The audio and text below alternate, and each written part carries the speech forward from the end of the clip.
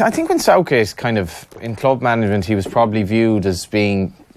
Certainly probably viewed as being too nice to be a proper football manager.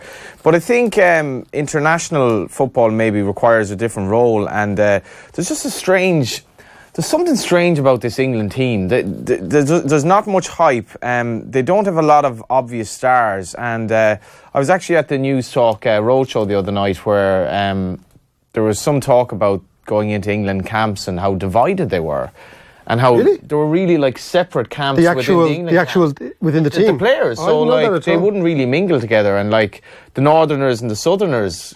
Yeah. Really? We're not talking about Ireland here, we're actually on about the England team. I had no idea. Were English teams normally quite unified? I guess they were in the past, but of late, sort of in the last sort of round, I suppose the Gerrard Lampard type era, this apparently was a thing. But Southgate has come in and... I did talk to an Irish rugby player who was playing over in the UK recently, and he was saying the difference between Southerners and Northerners in the UK is something he just could not get over. In Britain? Nothing, very little in common. Yeah. Incredibly different people. Yeah. So maybe that's a symptom of what... Which is because he often writes about, a potentially united Ireland down the line, and we actually ignore that in Britain, I have a vested interest in this particular fight, you know. But the Southgate thing is interesting, and it's also just the fact that... and is Walsh making the point that he's actually tougher than we think, or that his softer side is what England on that, he says his politeness shouldn't be mistaken for timidity. When the Foreign Secretary Boris Johnson talked about the possibility of racist attacks in Russia, Southgate said he wasn't interested in what Johnson had to say about Russia, and by the way,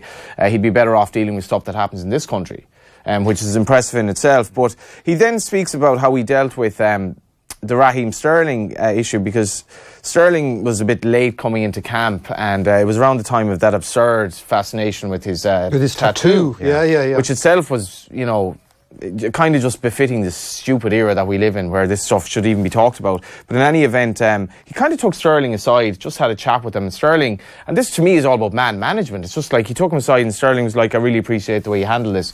I just find this England team is really going to be intriguing, because... Do you find them likeable? I find them less dislikable than other teams, and as far as you're willing to go. David said to me before the show, we traditionally, obviously, certainly in the Republic, we don't, and in the North, but we don't want England to win at football, and a lot of that has to do with, I guess, memories of the understatement there. Memories of Lansdowne Road, and I was in national school at the time, I remember, and that wasn't particularly nice, and also the fact that their fans maybe aren't particularly likeable or don't come across the way. But this England team, I don't see why you'd have a big issue. There's no fanfare about them. There doesn't seem to be much ego there. And Southgate is definitely a likeable guy. He is, yeah. No,